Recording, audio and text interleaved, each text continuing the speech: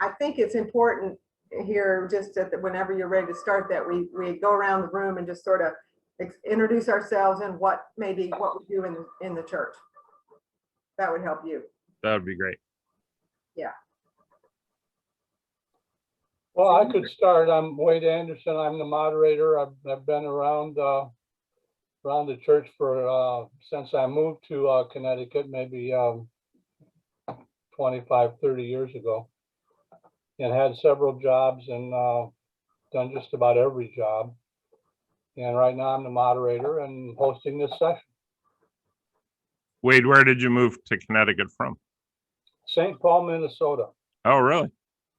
I grew up in Gary, Indiana, and worked in the steel mills, and decided in about 1972 or 73 that there was more to life than working in the mills. So we moved to Minnesota and took a fresh start. Nice. All My right. parents just moved to St. Paul area from Connecticut. Oh, nice. It's a beautiful area. I may go back someday. We'll see. I'm Claudia Anderson, his wife, and I'm a deacon and let's see, on the flower committee, active with the youth and on Christian Ed. I guess that's it. But been active in the church for the 32 years we've lived here. Yeah. Nice. And I'm Marcia? Marcia Merritt. I'm a deacon. I sang in the choir when we had one. And I've been a member of the church for like 43 years. Wow. Excellent. And David? Yeah, my name is David Oscani. My wife and I, Lois, we got married in the church, and we've been a member since for about 39 years. And Lois has been involved with deacons majority, for many years. And I'm on stewardship and board of Christian education. And I've been a trustee years ago, and I help with fundraising. Great. I'll go. I'm Pam Smith. Lived in Connecticut all my life, various towns. Been a member of the church since about 1981. Taught Sunday school for 29 years. Still waiting for my pension check to come in. And, I've been on outreach. I've been on Christian Ed. I was the superintendent of Sunday school for a while. My husband Charles used to sing in the choir till he got sick, and that's about it. Thank you. And Jim? Good morning. Basically, I had been at this church probably the least amount of time of most of the folks. The wife and I kind of were late bloomers to this when the children were smaller.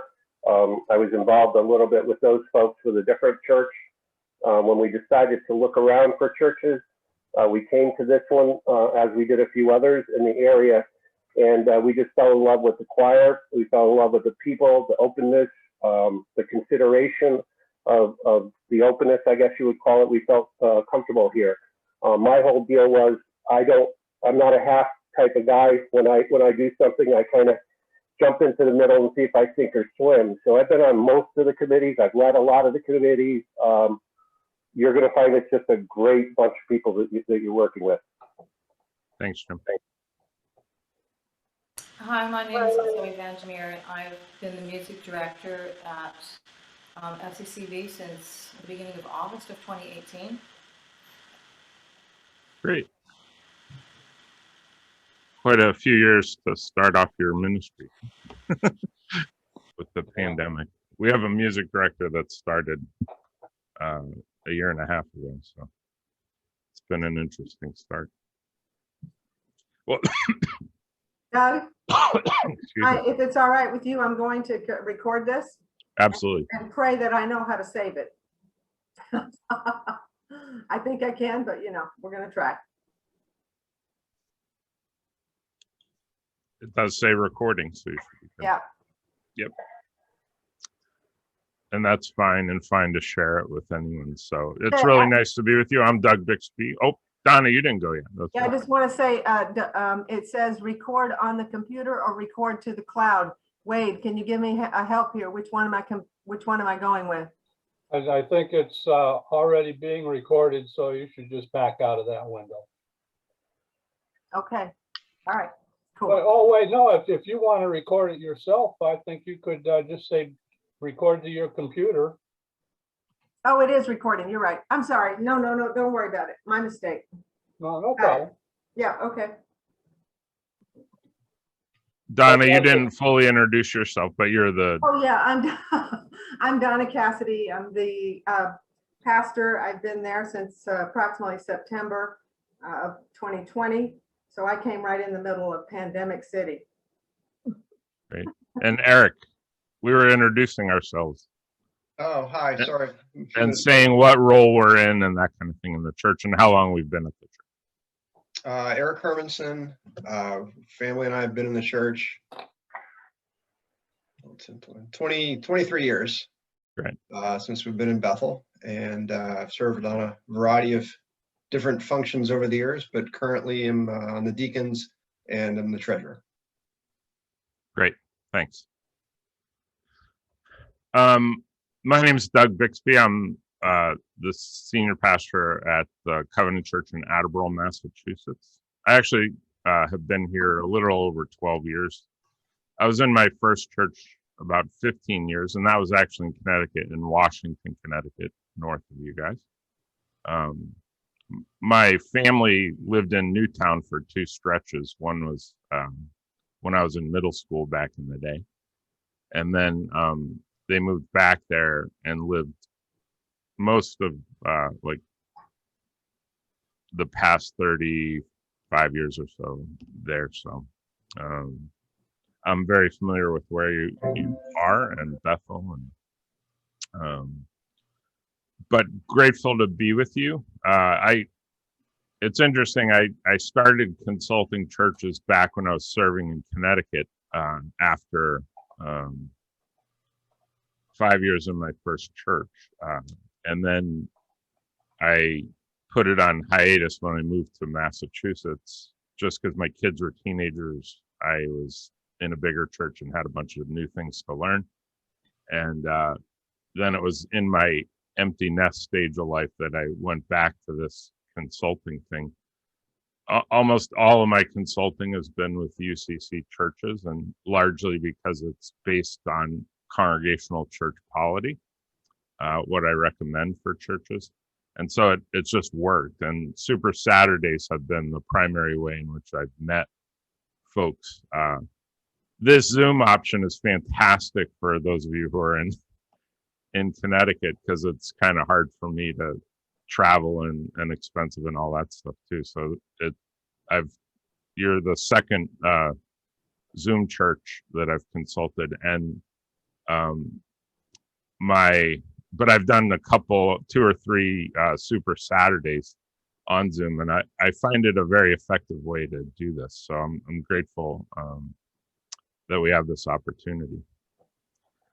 I'd like to start, actually, this object back here. Yeah, Do you see it? It's not very well lit. But looks like packing foam to me. it is packing foam. Anyone with connections to Sealed Air Corporation in Danbury? That's where my dad. My wife actually works there. Does she really? Yeah.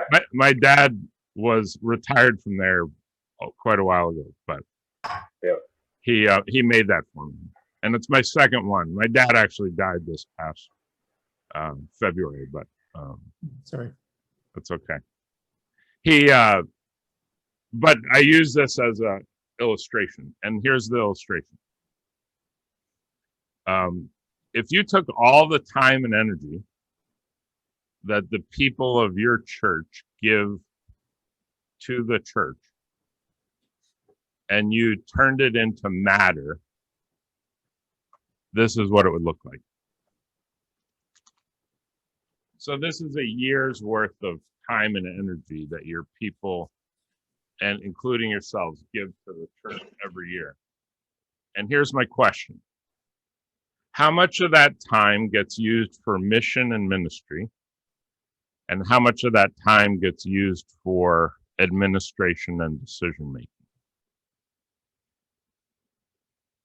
And just go with your gut. Don't try to like overanalyze it, but just kind of come up with a figure of percentages. How much of the time you spend gets used for mission and ministry, and how much of the time you spend gets used for administration and decision making.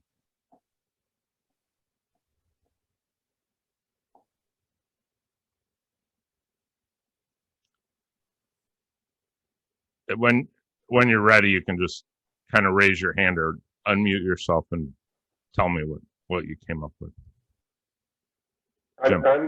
I'm thinking 70-30. I wish it wasn't quite 70-30. I think we spend a lot of our time on the administration and the building side, and all the things to support and run the church itself. That's just kind of my viewpoint, though. Yep. Thanks, Jim. Anyone else want to share theirs? There's no right or wrong answer, but it would be about the same for me. I might go closer to 80, maybe 80-20%. Yeah. Okay. Eric? That was 80-20. 80-20. Pam's nodding her head. Yeah, I was going to say, I agree with the 80-20. Anyone else have a different thought? Okay. Yeah, I do. I think it's flip-flop depending on what you're involved with. Okay. As an individual, you mean, David? Yes. Yeah. And depending on, okay. Activities. But yeah, it's interesting. I'll ask one more question, and that is, what do you think it ought to be? Like, if you were functioning at your optimal level as a church, what would you hope it would be? Jim. I would hope for about 50-50. I think that would be reasonable. Yep.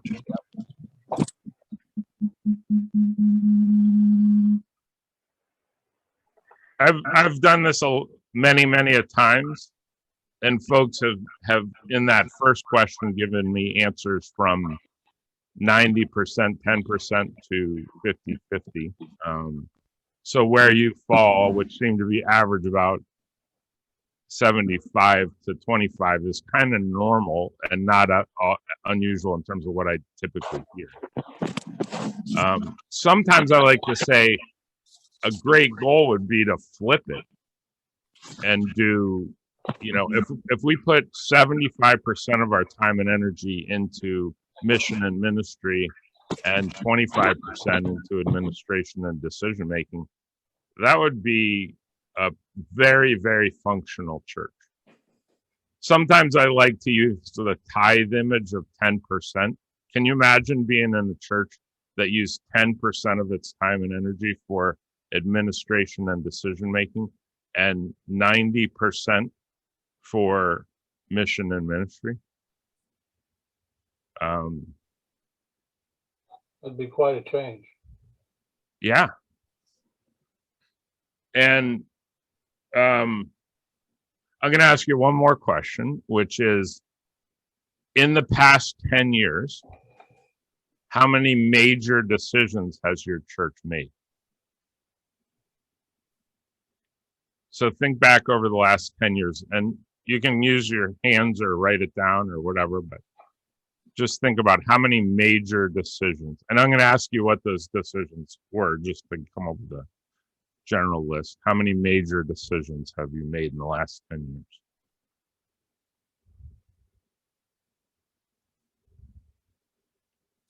I would say about 5. And what were they, Pam? Several pastors, a new music director, a new youth director. So I would say about 5. I think with the COVID though, it's like making the decision to go on Zoom. Yeah. Making the decision to go live, and then making the decision to go in person in church. Yeah, it's been a unique time of needing to make big decisions quick, right? Yeah, there were some renovations that we did. We were 2 major renovations that we took care of. Renovations, yep. That's What it. were those, David? Well, Wade, you can talk about the Wade, because Wade was involved with that, with the towers. Well, the ones in that 10-year time frame was rebuilding the church towers. There was some structural problems Yep. up there, and they Nice. had to have a substantial amount of work done. And then recently, we've remodeled the bathrooms and the entryway into the buildings to just, you know, it's a little more than just a freshen up, but it makes it a whole lot nicer and brighter and welcoming to people coming in the building. If I could piggyback onto those things, one of the major things that we did while I was moderator and worked towards, we actually restructured the church, you know, the committees and whatnot. We've done that before. We also did open and affirming, which I want to say was an absolute major thing for us to do, because that had come up a few times and it just never seemed to gain momentum. But we got that done. And Claudia, again, a huge part of that. A bunch of us were a huge part of that. You know what I'm seeing coming out of this, and you probably are, Doug, as well. A lot of our major, if you will, was structural changes to the building. Yeah, I mean, again, your answers are very similar to what I hear, and that is staff changes, pastor staff changes, building changes, and open and affirming decisions, things like that. Usually, and with the online Zoom decisions and that kind of thing, we might get into the needing 2 hands for the decisions we've made over 10 years. And what I like to point out to churches, and most churches don't need more than 2 hands to identify the number of major decisions you've made in 10 years. And I just want to point out that that's an average of 1 decision a year. And Right. churches that spend 75 to 80% of their time on administration and decision making for 1 decision a year are probably spending too much time on administration and decision making. This is in no way unique to your church. And almost all of the churches that I go into and work with have the same answers. So what I end up suggesting grew out of my first ministry in Connecticut when I was up in Washington, Connecticut. I was right out of seminary. My church had built a new building in the 70s, and they had a lot of commotion after that and had dwindled down to around 30 people. They were thinking about going to a part-time pastor, and instead went to the seminary and hired a full-time pastor at a part-time salary. You know what I'm saying? And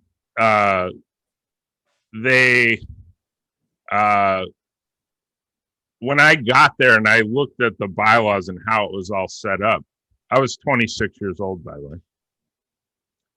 They had 28 people on their boards and 30 people in worship attendance.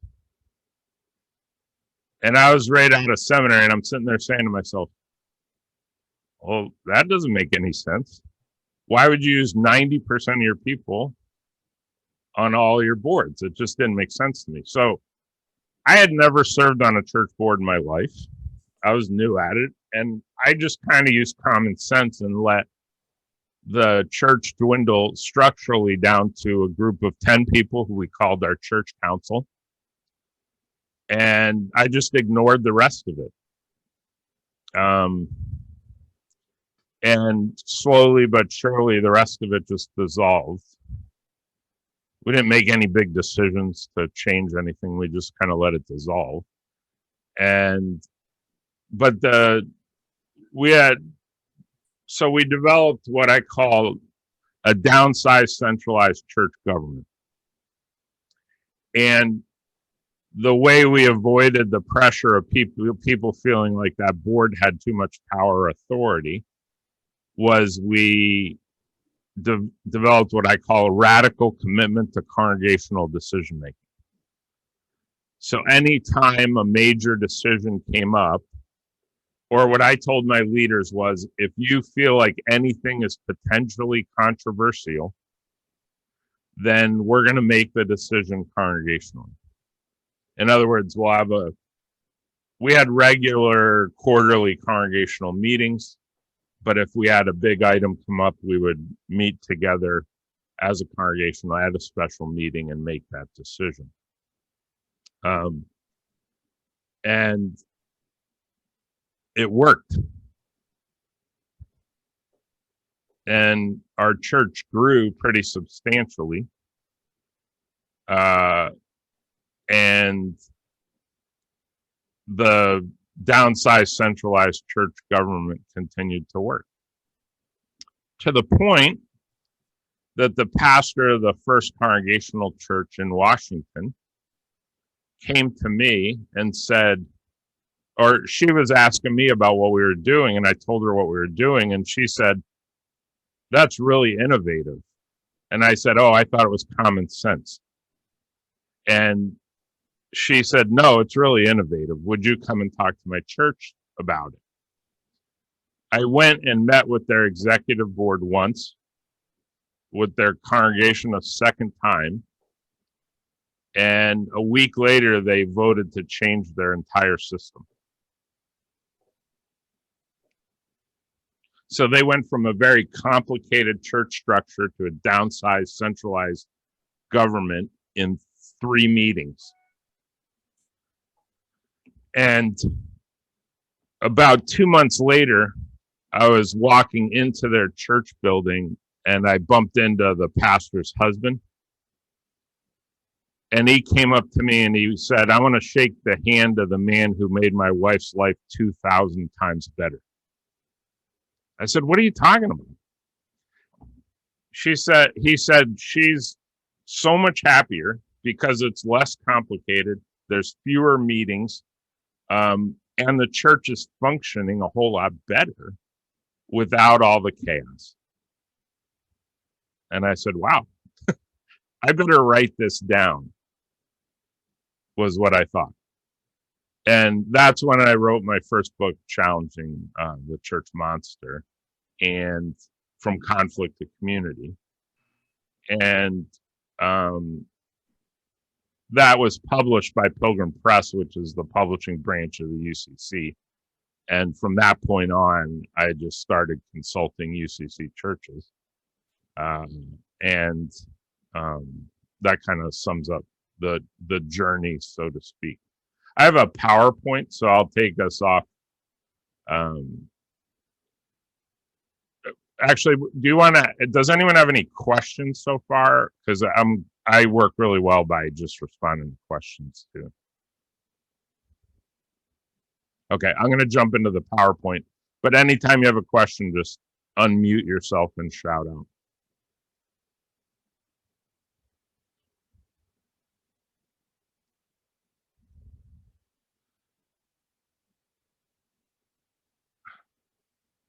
Were you seeing that? No, I didn't share it, right? I'm sorry.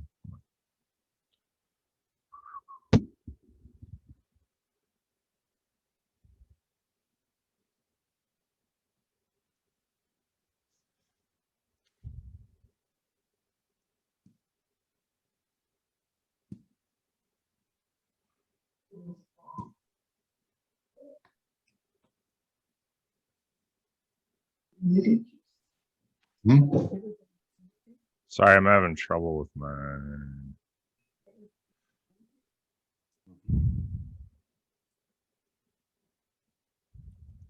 If you.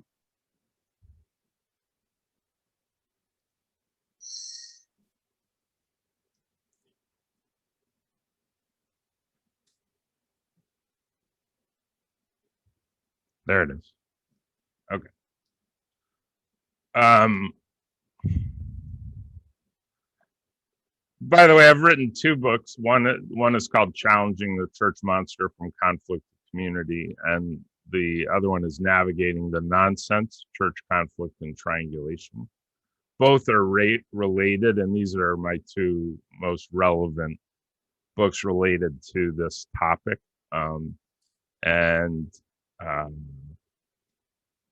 Just lift that up as a resource. I'm going to just offer a prayer after I read this text from 1 Corinthians 1:10. It says, "Now I appeal to you, brothers and sisters, by the name of our Lord Jesus Christ, that all of you be in agreement and that there be no divisions among you, but that you be united in the same mind and the same purpose." That's something I call hyperbole. Like Paul was saying, this is the aim. It's not like he's saying it's easy to achieve, but it is the aim. So loving God, bless this webinar that we could learn from each other and find new ways to be in agreement, to avoid divisions, and to experience a shared sense of mission, vision, and purpose in our churches. Amen. That's the foam block that we already talked about. And so if I send you these PowerPoints, you'll be able to see what the questions were and all that kind of thing. And those were the 5 decisions we talked about. Do you guys have nominating committee? Each year when you go to form your board, who does the identification of who's in what position? We had a nominating board years back when I first joined the church, and again, time is not on my side, so my memory is not what it should be, but I'm going to go back, say 6, 7 years, I guess it's been. We had a full-blown nominating board. As time went on, it was more difficult to place folks, and we kept seeing the same folks just be moved around. That's when we started our first restructuring, which at the time I thought was awesome, and I thought everyone involved did an awesome job. Since then, of course, things have changed again. That's why we're here today discussing it. There really, truly is no what we consider a nominating committee other than a namesake at this point. Thanks. So my sense is all of you, most of the people in the church are active in at least one position on the church. And so I hear Jim saying that you already went through one phase of saying, hey, there's too many positions for too few people. How do we change this so that it can be more functional? And sometimes people, or often churches will go part way, but not all the way, certainly to downsizing and centralizing. But the struggle with nominating is the thing that's most symbolic of the struggle of having too much structure. And one thing I like to say is your church structure is meant to serve you and your mission. In other words, it's meant to support the mission of your church primarily by helping you all to function at optimal levels together. So when you feel like you're serving the church structure and it's not serving you, you know you got an issue. So what happens in a lot of churches that are just beginning to see these struggles is the nominating committee calls people up and they give people authority without responsibility. In other words, I might call Jim and say, hey, Jim, would you serve on the deacon board? And Jim says to me, no, I don't have time for that. And I say, oh, Jim, please, will you serve on the deacon board? We don't really need you to do anything. We just need you to fulfill the bylaws, right? You don't even need to go to the meetings. We just need somebody to be in that position. So all of a sudden, Jim has authority with no responsibility. And then the rest of the church gets upset because nobody's going to the deacon board meetings or whatever the case might be. So I just lift that up as another illustration of what the struggle is.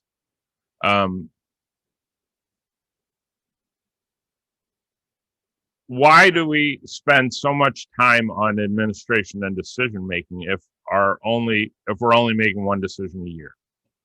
Churches have become complicated to keep decisions from being made. How many of you like change? I'm joking, you don't have to raise your hand. Wade says yes. So some of us like change, but usually it's when we change things for other people, not ourselves. So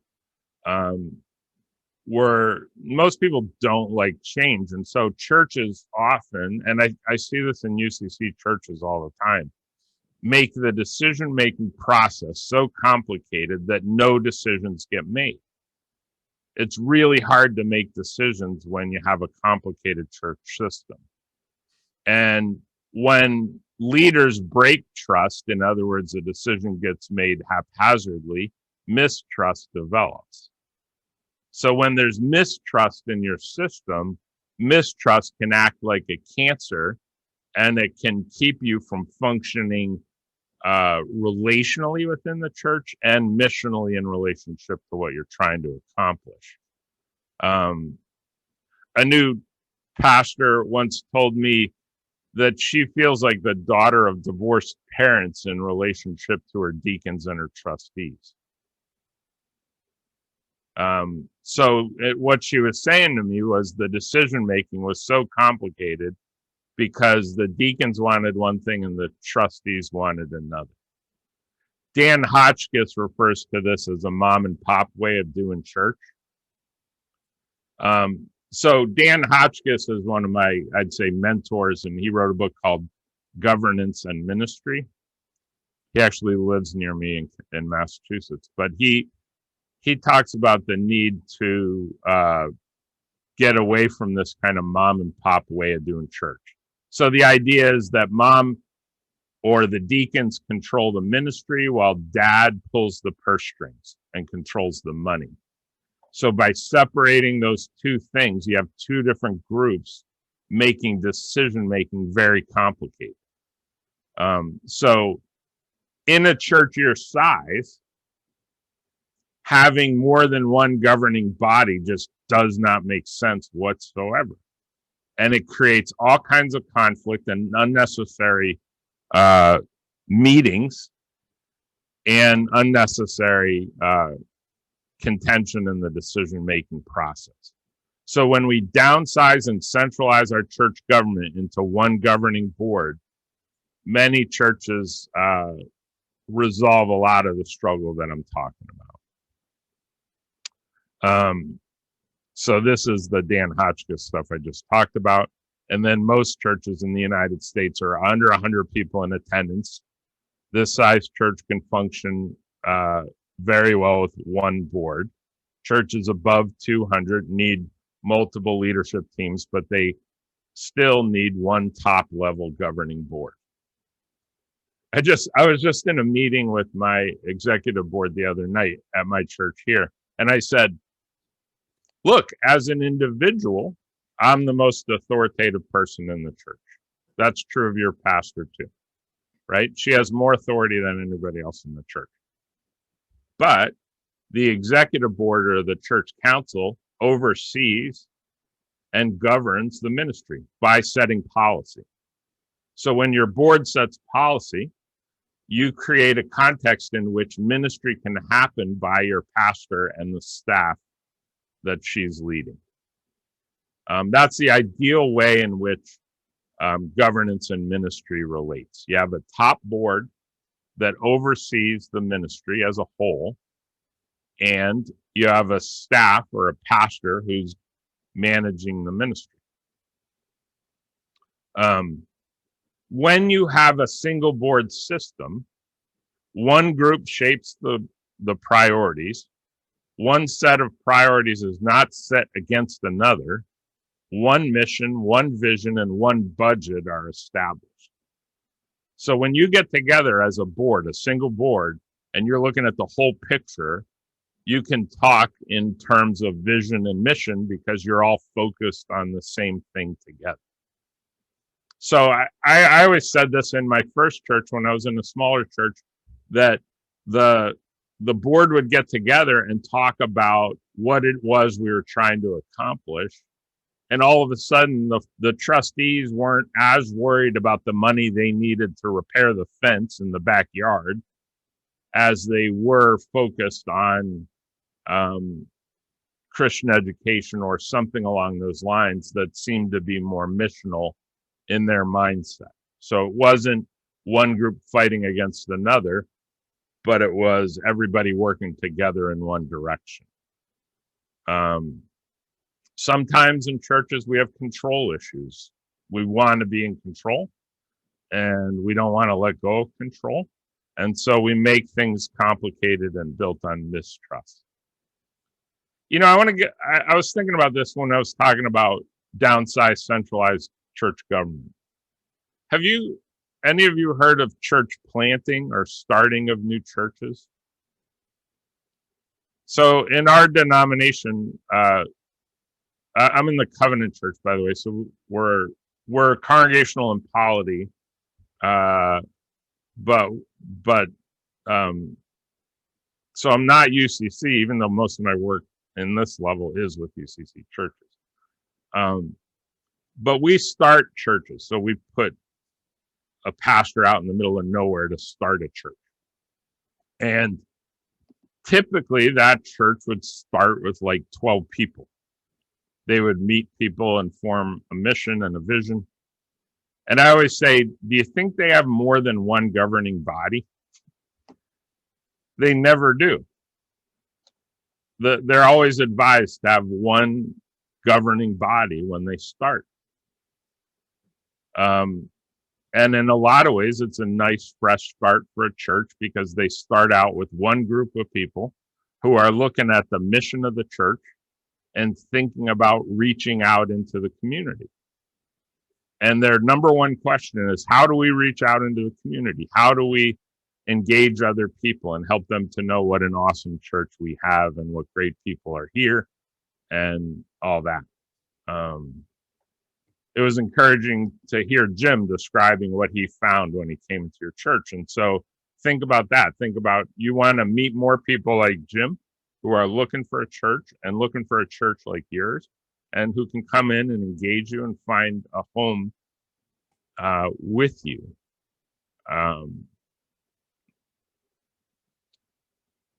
So the big question often is, does a downsized, centralized church government have too much power as a small group of people? And that's what I was saying about congregational meetings. So when you have a major congregational decision, you call your people together. I remember one time at the church I was at in Washington, Connecticut, it was called Salem Covenant. We made 3 major decisions at a congregational meeting. One was like, we picked out junior choir robes for our junior choir. We changed the color carpeting in our fellowship hall from brown to blue. And there was one other decision, I can't remember what it was, but we got done with the meeting. And one of my church members said to me, I can't remember ever making 3 big decisions in one congregational meeting. She was in shock that we even made that many decisions. But I said, that's because we're not trying to force decisions on the church. We want the church to make the decisions for itself.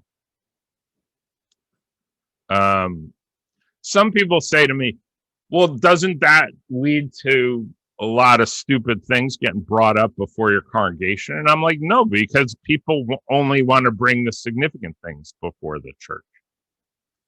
And one thing I like to say is always treat your congregation like as a first resource rather than as a last resort. Sometimes I call myself a prophet of congregationalism to the congregationalists, because a lot of people gave up on congregational decision making and exchanged it for complicated church systems. And I think one of the reasons for that is congregations tend to be a little more courageous than committees, because committees can think, who's going to get mad? And then they give all the power over to that one person who's going to get mad, instead of voting on the decision that's going to guide your church in a new and a positive direction. So your goal with congregational decision making is to build trust with your church. In other words, you have the whole church trusting that the leadership of the church is going to entrust those big decisions to them. And what I find through congregational decision-making leadership is that churches get behind the decisions that they help to make. So in other words, if you're making decisions missionally and you're thinking about how to outreach into the community and people help you to make those decisions, they get behind it. I once learned this. I was watching a cartoon with my kids when they were little, and it was called Science Court. And they were talking about momentum. And they basically said momentum plus mass equals movement. So the illustration they used was a small stick boat. And they said if that small stick boat is floating down a river at 2 miles an hour, any one person can stick out their finger and keep the momentum from going forward. But if you have a steel barge going down the same river at the same speed, no one person is ever going to be able to stop it from moving forward. And the point is if you get everybody in your congregation on board with the missional momentum that you're creating for your church, it's going to keep moving forward, even if there's some conflict. Conflict is a normal, natural part of church life, just like it's a normal, natural part of your family life, your relationships, your marriages. All conflict is a normal and natural part of our existence together. So that should not keep us from making decisions, and especially decisions that are relevant for the future of your congregation. So how do things get done if you don't have all these boards to do the tasks? It's interesting, when I first got to my church in Connecticut, the chair of the deacon board came to me and she was all upset because my predecessor had given them like a 100-page volume book that he created to tell them what a deacon board was supposed to do. And I looked at it and I said, that's not what the deacon board's supposed to do. That's what the church is supposed to do. And I said, she felt bad because the deacon board was only setting up and serving communion. And I said to her, I said, you know what? Setting up and serving communion is a really important task. And I said, if that's all you do, you should feel really good about it and stop feeling so bad about yourself and about your board not doing what it's supposed to do. And so we started to develop this idea of a portfolio of ministry. Some of you already described to me the portfolio of ministry you're involved with. So a portfolio in art is all the different kinds of art that you're doing collected into one place. A portfolio of ministry is you might be involved with, say, church school or Sunday school by engaging with the classroom and teaching. You might be involved with the work of the trustees by doing the gardening or mowing the lawn or something like that. You might be involved with outreach by serving at a local soup kitchen. And you might be involved with, I forgot one, but that's okay. So you get the idea, though, that people generally like to participate in ministry in a lot of different ways, and they don't have to be on a board to do it. So we developed this philosophy at our church where I said every member isn't just a minister, but every member is a deacon, a trustee, a religious educator, and an outreach minister. In other words, we all need to find ways to participate in these areas of the life of the church. And that portfolio can look different for every person. So on our downsized church government, we have a head deacon, a head trustee, a head religious educator, and a head of outreach ministry. but they don't have boards. They have volunteers. They have people who are willing to participate in their areas of ministry. So we had started the outreach ministry as a part of our deal at Salem. And the first person who had the job had 100 ideas, all these different things we could get involved with, and nothing happened. And then finally, the next person who came into the role, I said, why don't you pick one missional ministry that we can get engaged with, and let's focus on that. And that's what she did. And that's when our church started serving once a month at a soup kitchen. And she organized all the people to go to the soup kitchen and to serve once a month. And it became a really meaningful outreach ministry for our church. So being focused on specific tasks became a really important thing.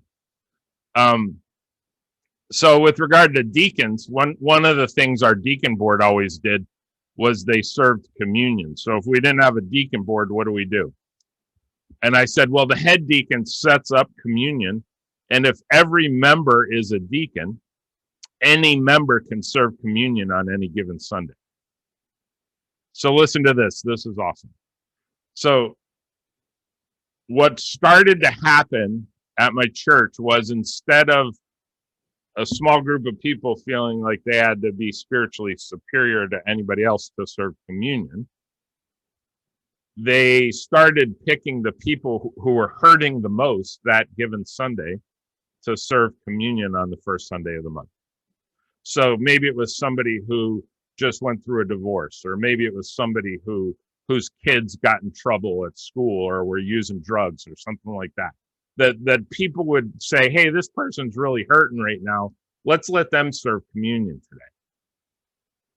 And it became a ministry to the people who were able to serve communion on any given Sunday. There was one Sunday I came into church, and every one of the people serving communion were high school students. And I didn't suggest it. It was the deacon in charge who arranged it so the high school church members were the ones serving communion. It was amazing to see how loosening up the structure actually enabled ministry and mission to happen on a better idea. So you don't have to be on a board to participate in ministry, is sort of the big idea. One of the things we did every year was we had a time and talent faith pledge. So in addition to financially pledging our gifts for the year, we asked people for time and talent. And the time and talent faith pledge would be a brochure or a list of things people could get involved with, and they would check boxes. So for example, the list included lay readers, ushers, greeters, teachers, youth group leaders, making coffee, bringing meals to people's homes, visiting the homebound, etc. So you list out everything somebody could do in the church, and they check a box. And that way your head deacon, your head trustee, or your head Christian educator can help to connect people with the ministries that they want to be involved with. So how do you do? Why don't we pause again and see if there are questions. Hold on just a minute. Well, it seems to me that the way we're looking at it is that someone's got to be in charge of making those decisions for multiple areas of the church. For example, stewardship.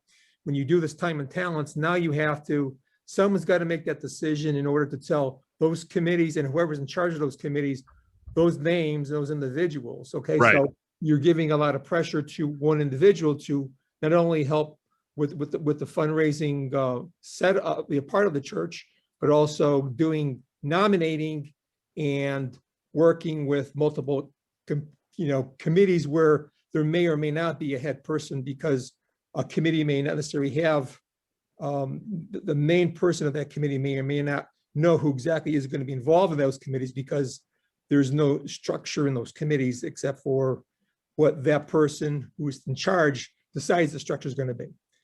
Exactly. And it doesn't really need a lot of structure most of the time. So the way my churches have functioned is that the vice moderator, I don't know if you have a vice moderator now, but you have a moderator and a vice moderator, and the vice moderator would be in charge of stewardship, right? So if you need a committee to get it done, you find two other people to help you out with the project of putting together your pledge cards and putting together your time and talent around a theme that your pastor might help you with, that kind of thing.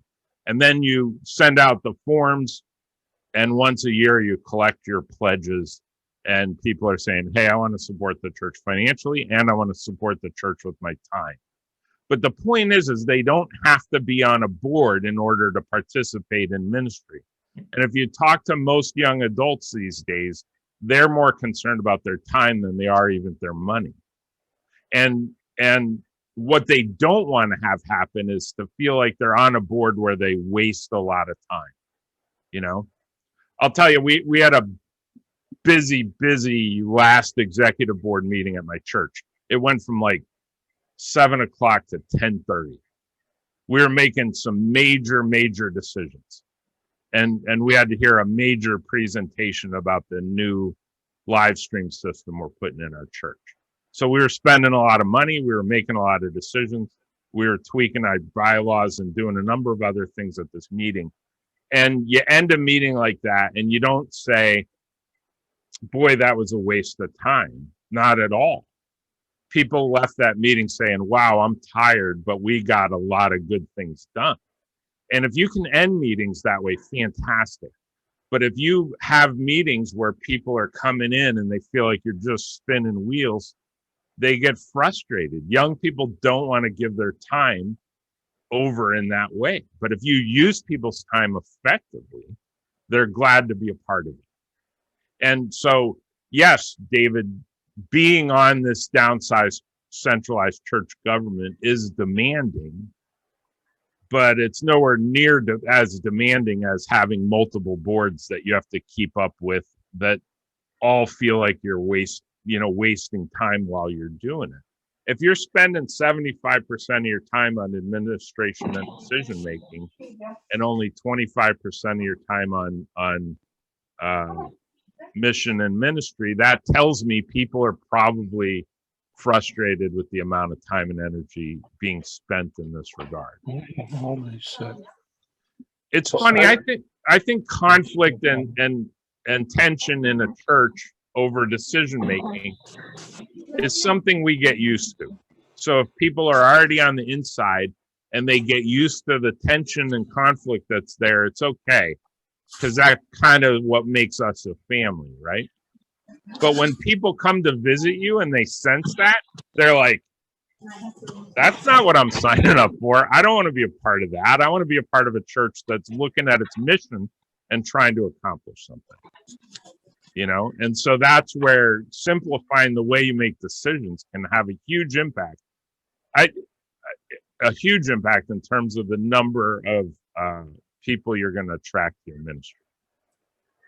We have been starting that pathway of basically our council. We have a cabinet meeting once a month, and whether we want to agree that we're doing it or not doing it, what I'm seeing is more of the decision making is being pushed up towards the cabinet to the council, which it really needs to be, because if you find these subcommittees that we have, most of the folks that are on those subcommittees are also part of cabinet.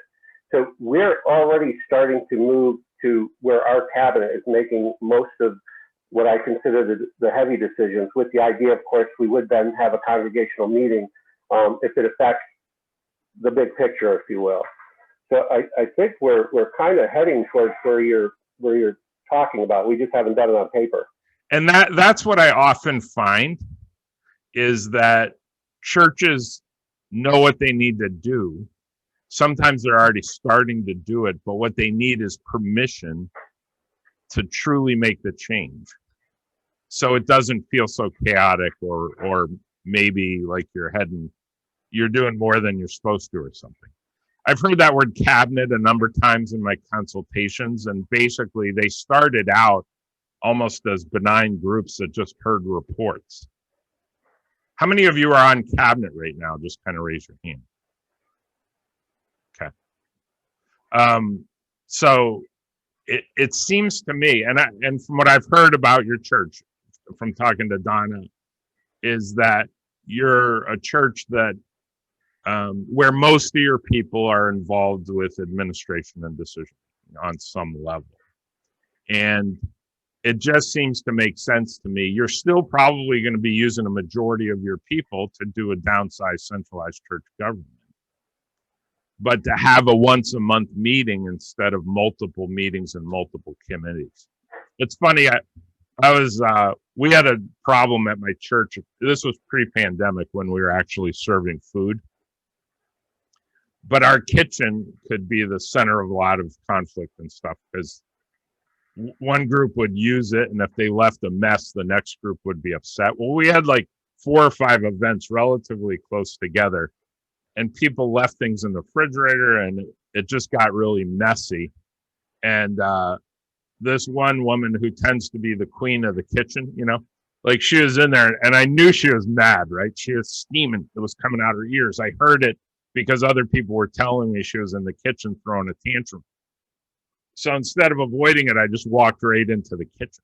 And I said, "What's going on?" I said, "I know it's crazy. We've had so many events, and I'm sorry it's in the condition it's in. It shouldn't be in that condition. What do you guys think we should do about it?" You know what somebody said? "Maybe we need a committee." And I laughed. I said, "We don't need a committee." I said, "Here's what we need." I go, "My wife works in an office where once a month they have one person who comes in and throws everything away, right? So instead of having a committee to make this major decision about what to throw away, let's just have one person who's in control of that area of the life of our church so that it gets cleaned at least once a month. And then people know if they leave something in the refrigerator, it's going to get thrown away, and tough luck. We'll put a sign on the fridge telling them that's going to happen." And that's exactly what we did. But what really struck me is the tendency for churches to want to throw a committee at everything. And so what I find when I'm meeting with churches sometimes is they've downsized their church government a little bit, but not quite enough. And I think you can, for just about everything, have a coordinator instead of a committee. A coordinator instead of a committee. So, for example, there was one church I was consulting, and they had simplified their system a little bit, but they had a whole committee for Christian education, and they had 1 or 2 kids who might show up to their Christian education stuff. So I said, and the reason they were frustrated is they were having a hard time developing a team of people to support Christian education. And I'm like, you don't need a team of people to support Christian education when it's 1 or 2 kids. You need one caring, supportive, loving person who wants to serve the kids. You don't need a team. So stop trying to throw a committee and a team at everything that matters to you, and trust people to lead. And so that's where your board, what you're calling your cabinet, could be your downsized centralized governance. I would call it something else just because it used to have that reporting reputation. So you call it your church council, and then your church council oversees all the ministries and makes the big decisions, like your budget, like your planning, like your vision, like what curriculum you're using for your kids. You know, those kind of things can be made at one meeting a month. You don't need 5 meetings to do it. Your staff doesn't need an independent board overseeing their work. They need one board that they're accountable to, and they'll come to you when they have big problems or big ideas, and you talk about them as a board, and you make decisions congregationally when it's necessary. So the mid-level decisions get made by the executive board or the church council or the governance committee or whatever you want to call it. But that group helps you to make the mid-level decisions, like, do we go inside or outside? Do we stay on Zoom, or do we move back into the sanctuary? That could be made there. Or that might be a big enough decision for you guys to say, well, let's make it congregational. All right. I was mentioning just a minute ago, our church is putting together a pretty major overhaul of our sound and video to the tune of $45,000. It took a lot of time for the committee to put that plan together, and also for the council to discuss it before we presented it at a Zoom congregational meeting the other night. It was a unanimous decision. And another member of my church came up to me yesterday and he said, I can't believe we spent that much money and not one person objected. And I said, they trusted the system, they trusted the leader who helped put the plan together, and they trusted that this was important for our mission. What was there to argue against?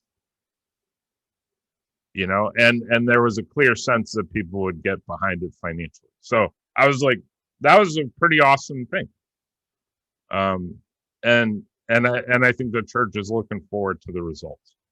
There's still a lot of work that needs to be done, but it was an example of how congregational decision making can work. I had a buddy, actually, he was my associate pastor here, who went on to his first church as senior pastor. And when he went, he got to this church, and there was a guy who was a pastor emeritus. So it was somebody who served the church for like 30 years, 20 years ago.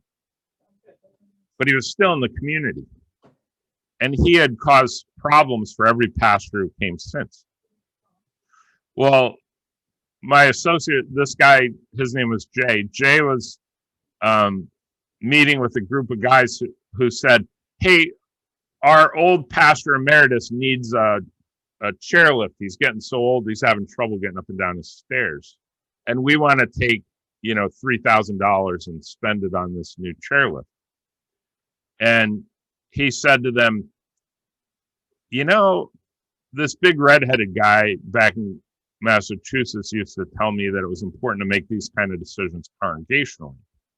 And they said, no, we don't want to create conflict. We don't want there to be a problem. We're afraid people are going to get upset about it. And he said, you don't think they'll get upset if we spend their money without their permission?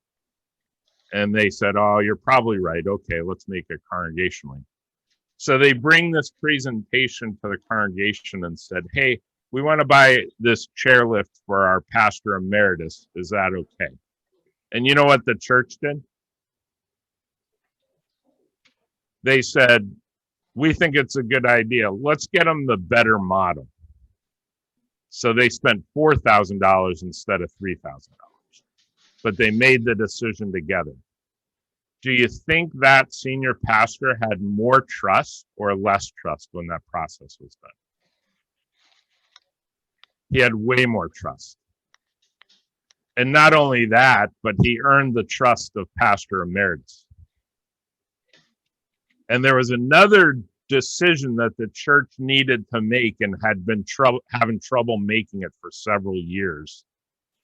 And after that, Pastor Emeritus got behind the new senior pastor and helped make that happen. So I lift this up to say, when your church council makes decisions with your congregational involvement, it invites people to feel a part of the direction you're heading in. And it can create a whole new level of trust within your system. And I think you guys are ripe for this. I sense you got a lot of really good people in leadership. You are, as Jim said, you're already kind of starting to do it, and you just need permission to make this next step. I also, having gotten to know Donna from phone conversations, I think you have a great pastor who has the potential to help you to grow and to move forward in very positive directions. And I think if you do this and you work together with her, there's a lot of good potential here for your church. So my sense is this is like you guys are ready for this in a pretty interesting way. I've also had I had one church I consulted in Connecticut that had 3 or 4 positions for every one person in the church. And I think they were so stuck in what they used to do that they never made the change. And I need to research it, but I would guess the church is dead at this point, because that was a long time ago I did that consultation. I'll say that the churches I have consulted that have changed, it's interesting how long the pastors stay at their churches once the change is made. Because if your life is 2,000 times better as a pastor, you don't want to go find another church that has to go through this whole process again. Trust is the goal.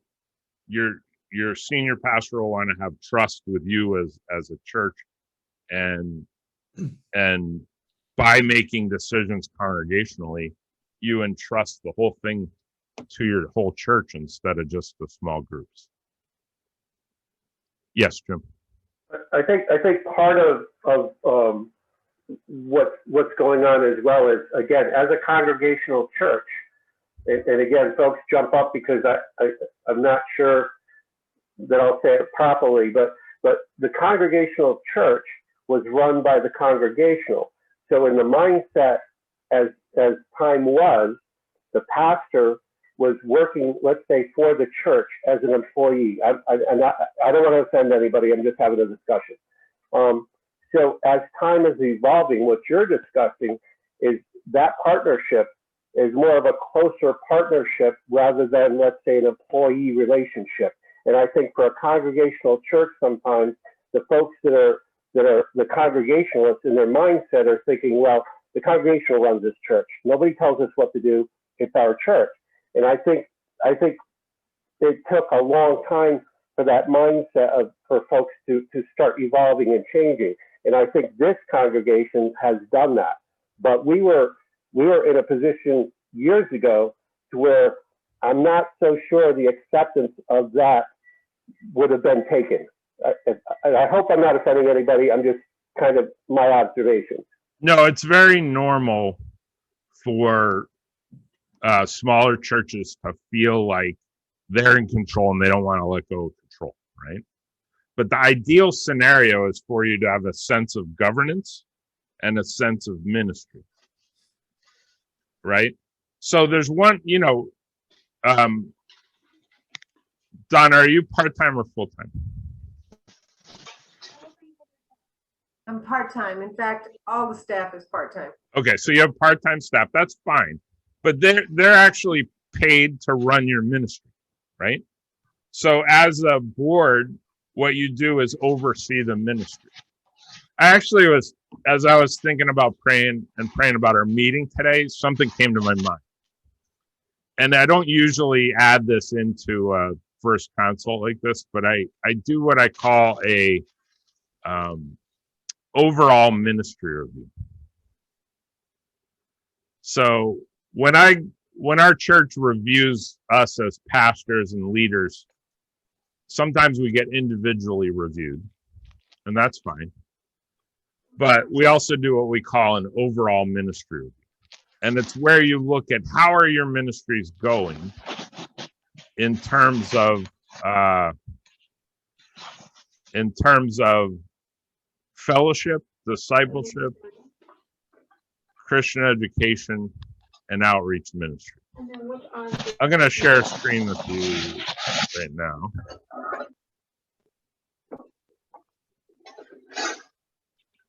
Okay, so do you see this? I call it the ship-shaped ministry review.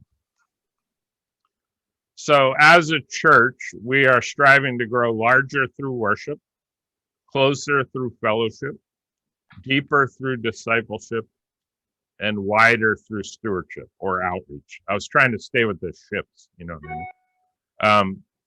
So if you as an executive board or a church council were evaluating your ministries, you'd say, to what extent are our worship services soul nourishing, thought provoking, and spiritually challenging? And if you're a green light, you'd say, yeah, everything's going perfectly fine, exactly as planned. A yellow light would be slow down, needs some attention. Red light is we need to kind of overrun the whole thing. And somebody might feel insufficient now. That evaluation isn't the most important part, but this next part is. What are your, as a leader on your executive board or church council, what are your positive affirmations about what's going on in worship right now? What suggestions do you have that might help your worship to be better? And what are the helpful questions that you want to ask your staff? So when we do these overall ministry reviews, it includes your whole staff, not one of them. You're not reviewing ministers, you're reviewing ministry. And so especially in this case, Donna and say the music director would be key players in worship. And so it's helpful for them to hear what are the things you really like about worship? What are the suggestions you would make to make it better? And what are helpful questions that would help them to think through it better? What I have found by doing our reviews in this way is that people on the leadership team are actually way more honest about what's going on. And sometimes they end up evaluating themselves and not just the ministers. So sometimes in small churches, the boards end up thinking they have to control the ministers. We got to tell them exactly what they need to do. But the fact is, you've hired these people to fulfill a ministry, and you believe they have a gift set to do so. So you shouldn't be seeing your primary job as overseeing them as much as supporting what they're trying to accomplish. There is some oversight, though, and I think an overall ministry review might be your best pathway. And I can send you this paperwork, by the way, but it might be your best pathway to move forward in terms of reviewing. So then you evaluate fellowship. How are people getting along? Are things going well? Is there plenty of opportunity to get to know each other? And then discipleship is, are we creating opportunities for people to get to know God? And then outreach, are we creating opportunities for folks to serve God by serving others? And so it creates an opportunity once a year for our church to evaluate what's going on and to give feedback that's honest and that ends up looking both at what the staff is doing as well as what the congregation itself is doing in terms of supporting those ministries. Donna. Doug, I just had a question on those 4 categories then. Discipleship, Christian education for children, youth, and adults falls under the discipleship heading. Right. Okay. Yep.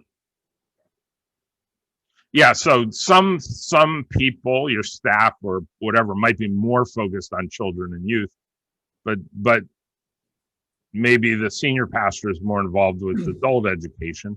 So some of the helpful suggestions might be for Donna, and some of them might be for your youth person. So there's great opportunity there for reflection on different levels. And each one of your staff people can see how they fit into it, but also how other people could fit into it in their ministry portfolio. So, you know, Donna might say, hey, if we had people who are willing to teach on these subjects that I'm not as familiar with, it might help us to do a better job. So in terms of if you only have 1 or 2 kids in your program, like you had mentioned before, this other church, Right. That's kind of where we're at right now. And you said that, just having 1 loving adult that's willing to teach, instead of developing a whole program around 1 kid or one. So my question, I guess I'm trying to understand is if you know, how, if you want to grow that program, then the council would come together and make decisions about what steps might be to help grow that program Absolutely. with maybe with the Christian education director or whatever. Yeah. Instead of trying to make what used to fit in youth ministry or children's ministry, but that can't fit because there's only one child, actually basically 2 children in the program, then trying to turn that around into letting a teacher be a loving teacher that teaches while we put all our efforts into a goal of how do we grow this program, right? Well, and I think sometimes when a church, like I know your situation, I know there's an endowment focused on youth ministry, right? Yeah. And you don't have a lot of youth in your church to direct that money and resource to. I think, you know, and this is up to you, but this is what I would say your board needs to discern. Is there some area in which you could utilize the person who you're hiring to serve the community in a totally unselfish way? You know? Hi, Chantel. Oh, I see she is our youth director. Oh, okay. Yeah. So it's funny you came on right now, Chantel, because we were just talking about your position. So I think I was just saying, I know the whole story and I've heard it about the endowment, and you have a position toward youth and not a lot of youth in your church. And I was just starting to say that if you downsize and centralize your church governance, then the board can discern what are the best ways to use the youth person's time and energy in relationship to the community. There may be a very unselfish way to use her time in Bethel for the youth in Bethel that may not have an aim at growing your program, that will long-term end up blessing your program. In other words, people hear that this is happening and they're like, wow, I really respect the church that commits its resources to the community and not just to itself. I don't know what that is. But there's got to be needs in Bethel in the area of youth. Yeah. Where Chantel's gifts or training could be used in a very positive, unselfish way. And I don't know what that is, but that's the kind of thing a downsized, centralized church government could be discerning. And that could help you to make an impression on the community that's going to make them go, what's going on at that church? Right. I want to be a part of something like that, you know? Right. That's just my kind of 2 cents in that realm. But that's any other questions?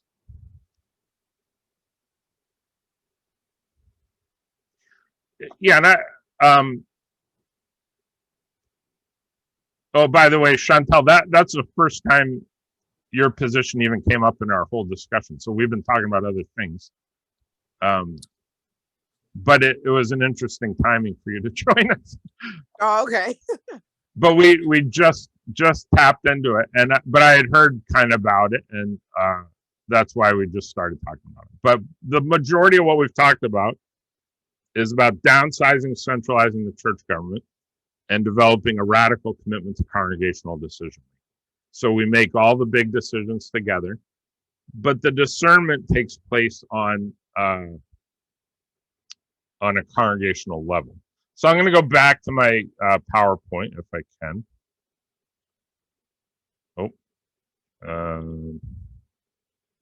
Some of these things you got to go out of them before you can go back to them.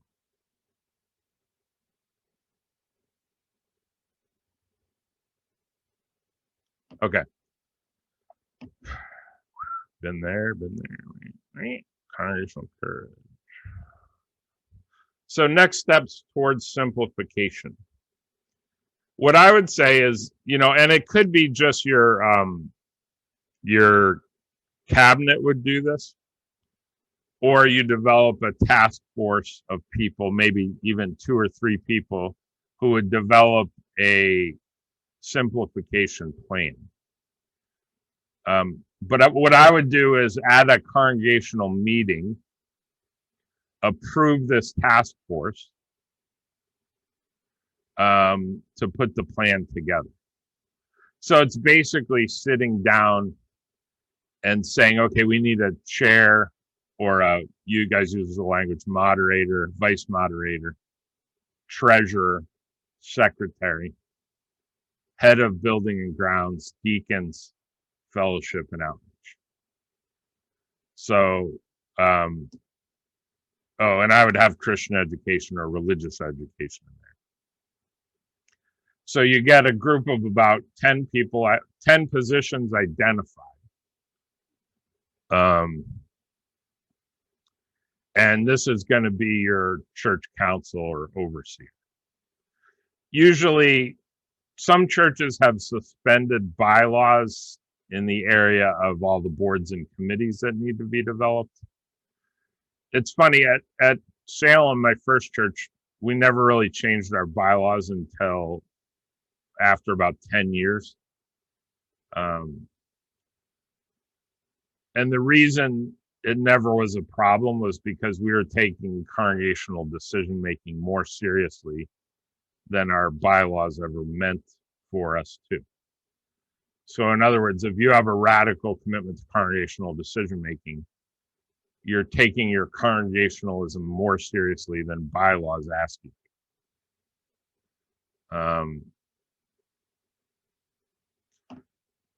But when you approve the committee, it lets people know you're thinking about making this change, and that they're going to come back at your next congregational meeting and propose the change that you'll end up voting.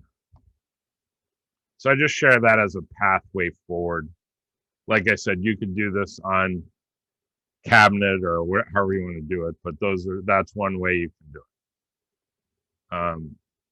Like I said before, congregations are typically more courageous than committees. Committees often give power to individuals instead of to the congregation. And I always say use committees when needed, but only when necessary. Committees need a clear task and an end date for their work. And the committee or task force on simplifying structure should be charged with bringing recommendation back to the congregation. People generally feel good about simplifying the way things work if there's trust in the system. So my second book, The Navigating the Nonsense that I mentioned, describes an elevation of your communication. So this list of ways of communicating, if you start at the bottom and go up, it says conflict, compromise, cooperation, collaboration, creativity, and community. And what I like to say is every church experiences all these levels of communication. But most churches tend to hover between 2 of the areas. So when you're in the basement, you tend to hover between conflict and compromise. So that's how your decisions get made. When you're on the main floors, sort of like in an office building, that's where all the work gets done. And those churches hover between collaboration and cooperation. And the highest elevations are community and creativity. So I'd say the church that I currently serve hovers on the main floors. We're really good at cooperation and collaboration. And sometimes we get blessed with community and creativity. And I always say it's a really nice place to be. But too many churches hover in the basement where you only have conflict or compromise. And like I was saying before, when people come to visit your church and they sense that you're in the basement, they kind of go, "Oh yeah, I don't know that I want to be a part of conflict and compromise. I got enough of that in other areas of my life." So if you can elevate yourselves to a place of collaboration and cooperation, it's amazing how much fruit that can lead into. And kind of a fun place to get to. And I'd say that's the goal of downsizing and centralizing your church government, is to move you out of the basement into the main floors, and to allow you to have more opportunities to experience the higher elevations. Can I ask a question about like during like your services that you provide to your congregation? Yep. How often do you talk about what the church is doing and encouraging people to get involved? The reason why I'm asking this is because there was a time when we used to spend you know, probably maybe 5, maybe 8, 10 minutes talking about, you know, what the church is doing and encouraging people to get involved. We got to the point where it seemed like it was intruding upon the service itself. So therefore we didn't talk about anything. All right. You know, in detail. And Yeah. so therefore the individuals in the congregation never got a chance, the new members or the people just visiting didn't get a chance to see what we're actually doing. Right. See what I'm saying? So I was just curious about what your point is about that.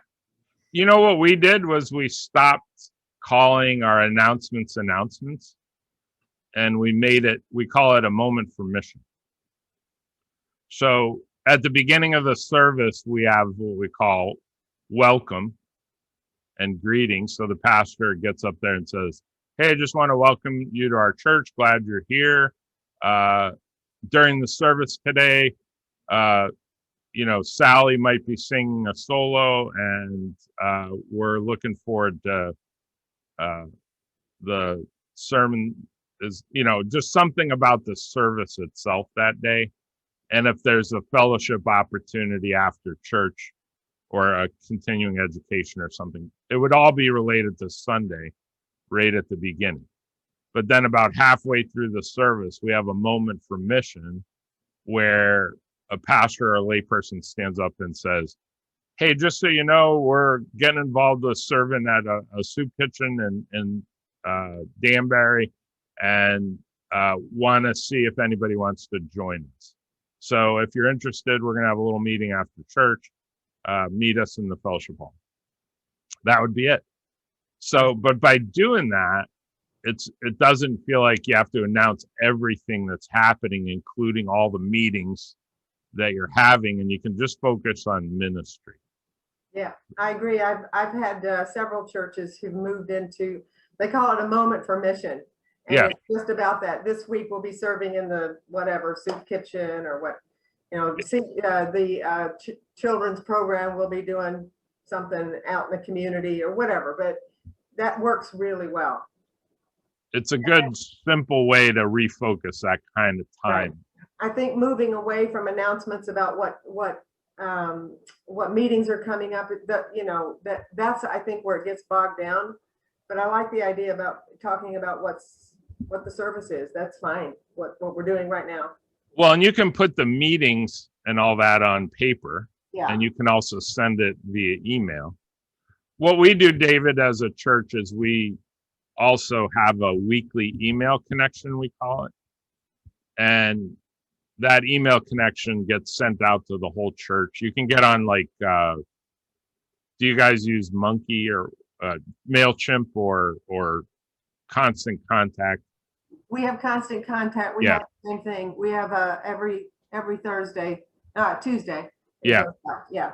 So sending that out once a week, you really highlight what you're doing and what meetings are taking place and that kind of thing. You know, what's great is if you downsize and centralize, you have way fewer meetings. So it's not even too big a deal to say church council meeting this Thursday. Right. But if you have 5 or 6 meetings going on and you spend all that time in your church service, focus on that. It can be a little boring and distracting, and people end up being like, "What? Why are there so many meetings? I don't get it." You know. Thank you. Any other questions?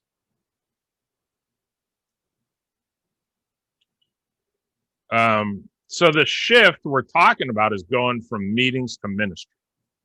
So you stop focusing on how many meetings do we have, and you think about how many ministries are we doing? What are we doing to bless the kids in our community? What are we doing to bless the people in our community? It's funny, I was just meeting, sometimes we focus so much on kids, but to bless kids, you got to bless their parents.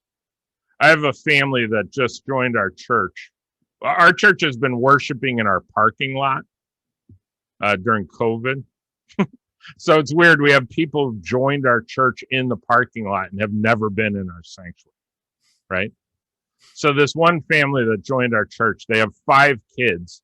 2 kids are special needs and one in a very severe way. And so they're really anxious about how are they going to come into church.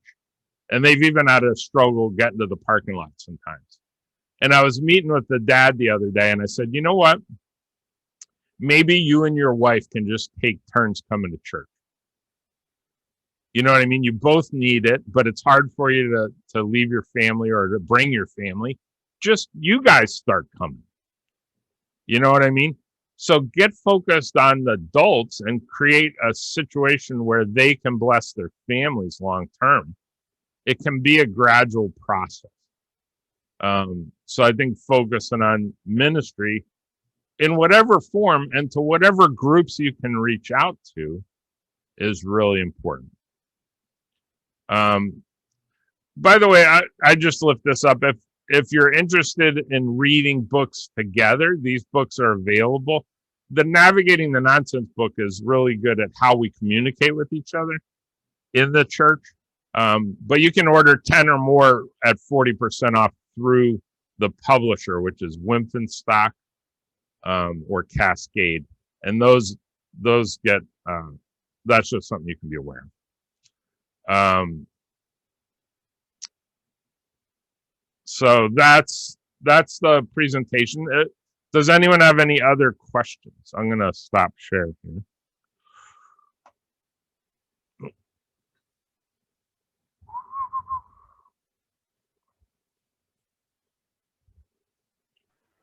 I got a question for you, Doug. Yeah.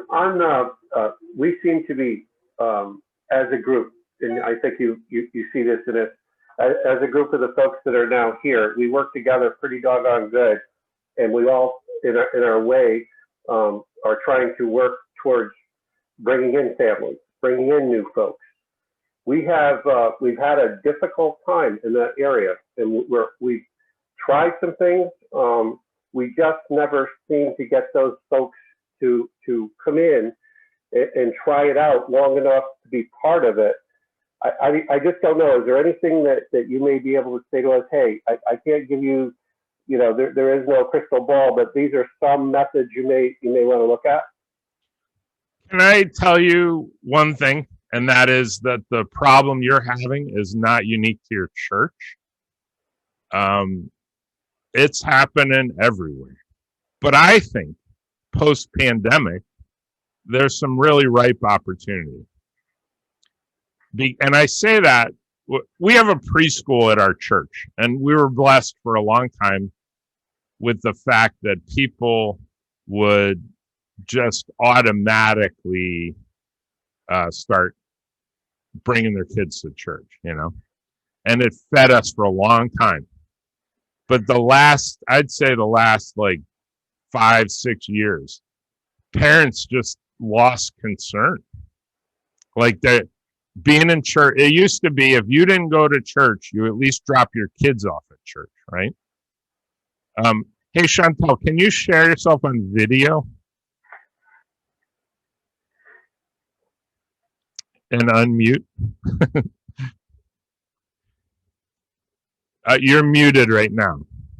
Oh, I said sure. I said I have an active 4-year-old in my background, so that's why I'm perfect. Actually, yeah. Okay.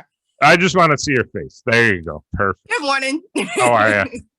So, tell me, Chantel, what's been your experience with trying to reach kids in the community? Like, how hard has it been?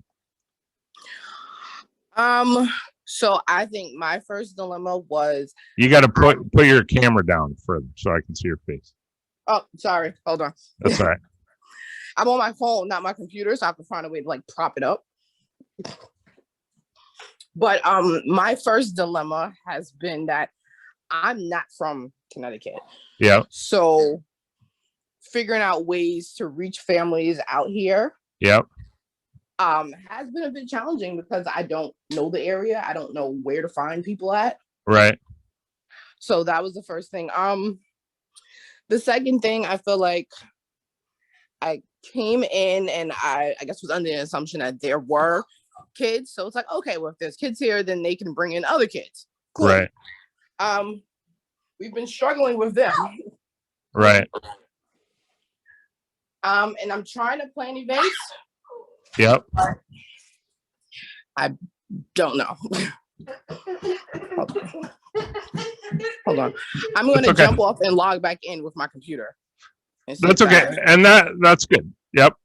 So we'll see in a minute. Okay. There's a couple.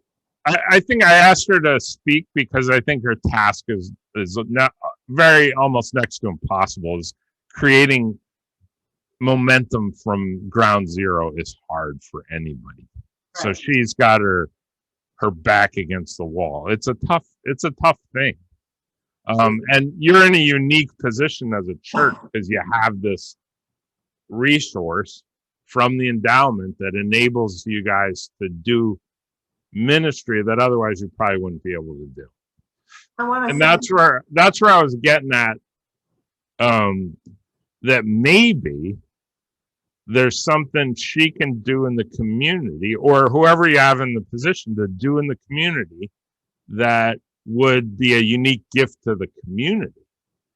One thing we have found is that by doing events that bring families to the church, at least introduce them to the church. So there's two things we've done that have been really effective. One is called Trunk or Treat, and it's on Halloween or near Halloween or like the Saturday before Halloween. So you go in your church parking. Do you have a church parking lot? Not really. Is there space? Where is your church? Is it right downtown Bethel? We actually, one of the major issues, if you want to call it that this church has, yeah. It was the original church in Bethel. So our street is Main Street, even though technically speaking, it is not Main Street these days. Okay. Greenwood Avenue is considered Main Street.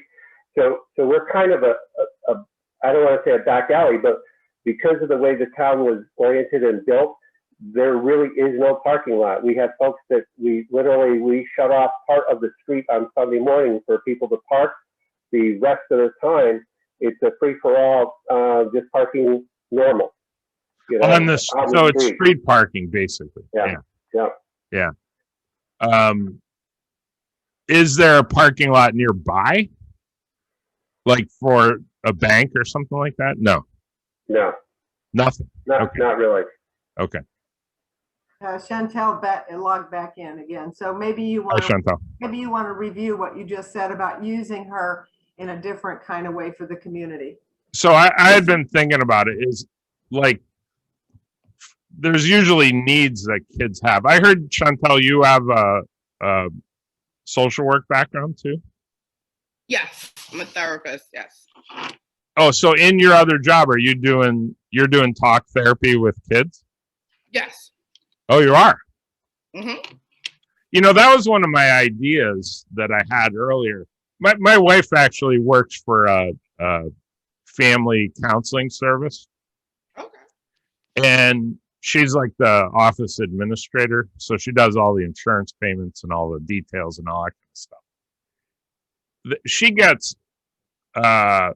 She gets probably, you know, like dozens of calls every day of parents trying to find somebody who can do therapy with their kids. And that they have like 6 therapists who are working in their office, and they're all booked up. They can't even find people to do the therapy for their kids, and they're aching, hurting. There's so many kids today are suffering from anxiety and issues with their families and so forth. You know, you gotta a trained therapist in your position. And if you could lift up some of her hours every week to give over to doing therapy for kids in the community, and especially kids in the community who have need. In other words, maybe they can't pay for it. Maybe they don't have the right insurance to cover it. That would be a tremendous gift to the community. And maybe a way to help people in Bethel. And that you could confine it to that, say, you have to be from Bethel. You have to be from a family in need. And this is what we're doing. And she's doing therapy and I'm just throwing this out as one possible scenario. But what I was thinking is there a need in the community of Bethel for youth that may or may not add a kid to your youth group, but it's serving your community in a profound way? That's a gift that can make your church stand out as a church that is really unique in the community, because you're being unselfish with something that's pretty profound, So that's a cool idea. I love it. I think another way to kind of do it is I can bring in another therapist all right, so I'm an LCSW, and in the area there are LMSWs, but in order to get to an LMSW, you have to be supervised by right. My title. So I said, if I did something like that, only reason I wouldn't counsel them directly is I'm worried about like a dual relationship. So if it's a kid who goes to the church and now I'm working with you and then I have to see you on Sundays, it can get a little funny. But if we brought in outside therapists and we offered like, hey, we'll do free supervision so you can work towards your license, but in exchange, you counsel the kids in Bethel, that could possibly work. Well, or Chantel, what about doing a group therapy for kids whose parents have been divorced, or a group therapy for kids who are experiencing anxiety? The needs are endless right now for youth in our community. And what we're seeing after the pandemic, I was talking about our preschool before, and for the last 5 or 6 years, we haven't seen as many families coming into the church as a result of it. But all of a sudden, post-pandemic, I went to the preschool graduation this year, and I had several families talking to me about coming to church. So I wonder, post-pandemic, is there a potential reverse of this trend that we're seeing? But a lot of times, like I said before, churches are so focused on getting new and young families that they also don't recognize what your church does really well. The other thing, Chantel, I was just talking about, and I don't know, given the fact you don't have a parking lot, it's kind of hard. But I was saying there's a thing called trunk or treat. I've heard of that, yeah. Yeah, so you go into a parking lot somewhere. You could also, if anyone in the church has a business or something where there's a parking lot in Bethel, you just make it clear that it's sponsored by your church. But you park your cars backward and you decorate them for Halloween, and you let the kids go around and you give them candy. And it's kind of a nice, safe way for people to go trick-or-treating, and it can be a gift to your community. So we started doing that a few years ago, and we see hundreds of kids come to our church building for this event. And then we started what we called Easter Family Fun Day. And this you could do on your church lawns or whatever, but you set up games and things people can, an Easter egg hunt, that kind of thing, where people can walk through. You can even do some of it inside in your church building. Is there a fellowship hall in addition to your sanctuary? Yeah. So you can do it inside and outside, but you call it Easter Family Fun Day. This year, because of the pandemic, we were just barely able to pull it off, but we did it. We had 450 kids walk through our church building. And the only way we advertised was Facebook. And it was all free advertising. But we got 450 kids, and people came from places an hour away But we also had a lot of people from the community come, and they were kind of blown away that somebody was doing something for kids in the community. Did we get any families in church because of that? I don't know. I'm not sure we did. But you know what? The families from our church that did go were really happy we were doing it. And other people really liked that we did it as well. So events like that can create an environment where you all don't need kids to make up a game that kids can play, or to decorate or put candy and Easter eggs that they can take home with them at the end of the day.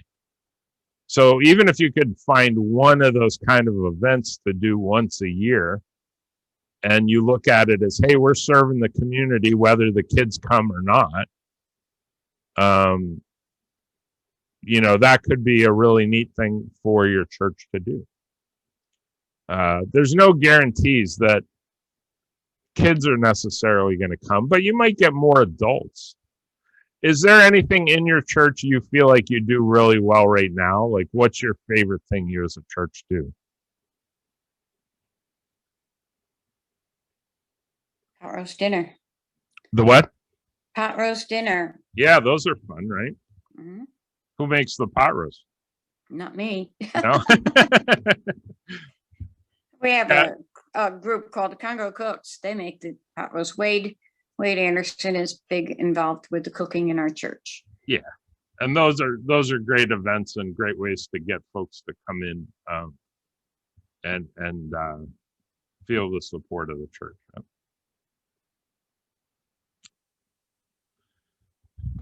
But those kind of events can be geared toward families, even if you don't feel like you have families, you know, and you seek to find some way to bless kids in a profound way, or families.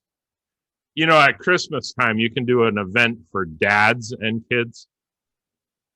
You know what I mean? And try to make it unique in that sense, and maybe give moms a break a little bit, that kind of thing, you know, or whatever. Or grandparents and kids or something like that, that could be a different little twist on an event like that. But try to aim to serve the community, not for selfish gain, but for unselfish giving away. Like, just keep giving yourself away. And, you know, I really think, given Chantel's gifts of counseling, that there might be something there. I don't know what it is. But this is the kind of thing that a small, downsized church governance could do. Chantel's probably heard ad nausea what you used to do and what you hope could happen again. I mean, that's normal to look back and be like, why can't we have what we used to have? Well, a lot of that has nothing to do with your church, and it has to do with our culture and the way things are going. It used to, like I was saying before, it used to be that parents said, well, even if I don't go, I think it's good for my kids to go. And some parents now are saying, I don't know if it's good for my kids to go to church. I don't want them anywhere near those places. That's the way people are acting. That's different. We're in a different culture right now.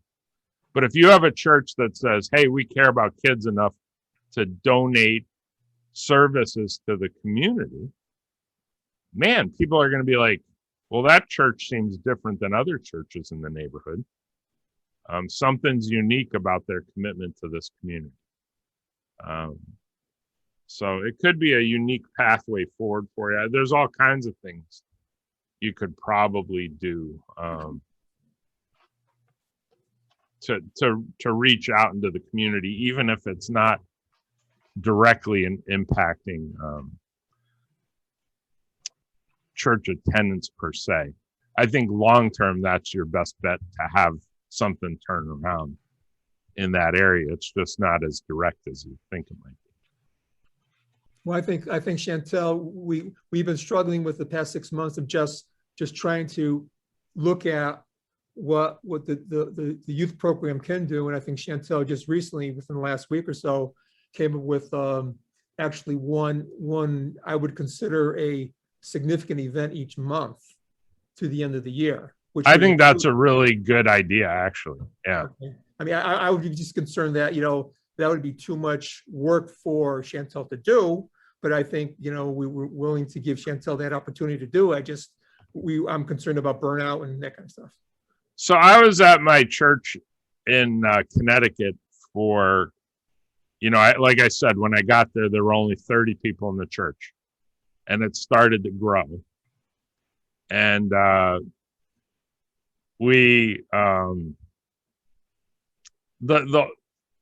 there were kids, but the last program that the kids could participate in was confirmation, so 7th and 8th grade. And it was almost like the kids were looking forward to that the most. But in my first few years of ministry, I felt like it was me with a rope around my shoulder trying to pull dead weight. In other words, the youth ministry wasn't going anywhere. Nobody seemed committed to it except me. I was the only one involved. It was kind of crazy. And then one day this woman came up to me and she said, "Hey, Doug, I'd love to start a middle school youth group. Do you think I could do that?" And I'm like, "That would be awesome." And I said, "How about you do one event once a month?" And she said, that's manageable. I'll do that. And so she started doing one event once a month for the kids. And it really worked. And they liked it. And then they started saying, "Well, why don't we do one every week?" And I said, "No, keep doing it once a month. Because it's special now. And if you overload yourself, you're going to get overburdened." But the once a month thing really worked. And over time, it kept building up. And then she said, "I'm going to do it more often." And she did it more often and got burnt out and quit. And I'm like, "No, see, stick with the once a month." So I think a once a month event, is worth doing, but also try to make it for the community in some way as well would be great. And I'd say, Chantel, starting young, it's hard to create a middle school youth program, but you do a younger kid program for the start. It's a great way to start. So even if it's 2 or 3 kids, maybe you go bowling, or maybe you go, there's all kinds of different things you can do. But you just try to do one event a month. I think that's a good way to start. But also, if there's some area in the community you can serve in a unique way, there's all kinds of hopeful things that can grow out of that.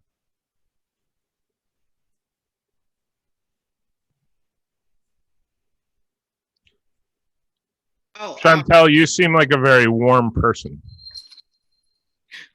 because I have a hoodie on.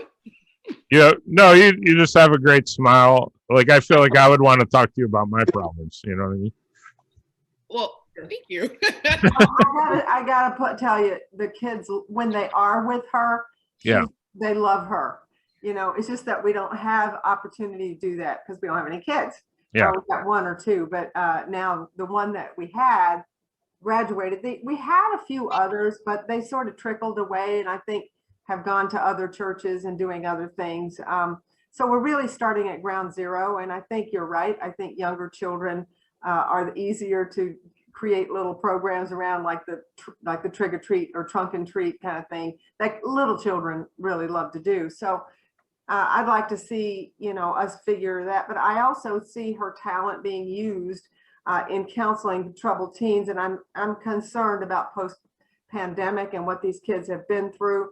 And maybe there will be some sort of group program that we can come up with teens that might help them at least talk about what their frustrations are in this day and age that we live in, because they're really going through a lot. Well, the other thing I'm thinking is that there's an event. You could do an event sort of, Chantel, it sounds like you have some connections with people in the realm of counseling, but how do youth deal with the stress of anxiety, or just anxiety in general is such a big theme for kids today, that if you set up a program for families to come in and just hear about anxiety, you don't have to expect any of them to come back to church again. You just create a program where the community can come and benefit from it, what a gift that could be, you know? So focus on single events that can, but this is the kind of discernment I think your downsized centralized church government should be doing. So there's governance, setting a policy for your staff, and then you release your staff to do their work. And then the planning is actually in between. You do it together. So that's where those overall ministry reviews would come in. You get the staff together to talk about, what do we want? What do we hope for? Where are we going here? What's possible? And momentum starts small and gets big. And so if you can just create some momentum in the right direction, there's no telling where it could end up going. I think you guys are blessed.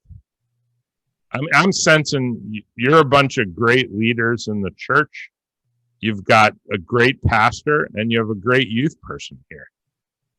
And and your music person seemed quite gifted as well. So you have a great staff. You got a great church. I think there's a lot of potential to move in a positive direction. And simplifying your decision making would bless everybody involved, is my guess. I see it as a great opportunity for you. So. I just have to say, Doug, to the music, that we did lose most of our choir. Yeah. She also is having to start from ground zero, or yeah, I hate to say that, but you know, she's got to start all over as well. So developing choir is a whole, and that brings in a whole other kinds of issues, you know, with COVID in the past, that, you know, how do we do this? How do we begin to implement voices? We did that last Sunday and it worked out really well. So developing, you know, voices to sing it's a whole nother challenge, you know, for her as well. And you know, it's funny, like I said, we hired a music director a year and a half ago, and so her whole experience has been COVID. Right. And so what I'd say is, hey, let her focus on just building up the music ministry. That may not be a choir, it may be a quartet, it may be a solo. Right. But all I'm saying is, to create momentum, you need movement and you need to work together. And I think downsizing and centralizing your church government can be a great foundation for you to move forward in a simpler way that's more focused on ministry than meetings. And I just sense you have already begun the process. You just need permission to go the next step. And I mean, I might be wrong. No, I think you're right. How many of you feel good about that idea, moving in that direction?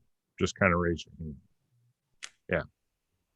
So it seems like the vast majority feel like, hey, this is the kind of direction that could bless us long term. You got to convince the rest of your church of that. You can share this recording of the meeting.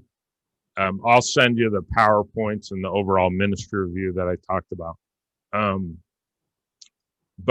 And also, by the way, in the future, you know, you can call me and ask questions. Usually I say the pastor or moderator can always have contact with me about next steps. But any of you, I don't mind getting an email from anybody. Well, it's summer and yeah.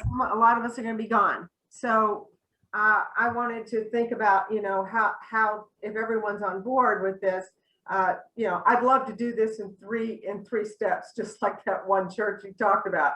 Then it would make things a whole lot easier. So I'm not sensing we can really do that maybe till late August or September. I don't know. Maybe I'm wrong. I mean, I could be wrong that we could start. I mean, I think you could put a task force together from this group. Okay. Like David, Jim, you know, Marcia, whatever, whoever wants to be on it. Yeah. That would put the proposal together. When's your next congregational meeting? Do you only do annual meetings or are you quarterly? I don't know. Couple times a year?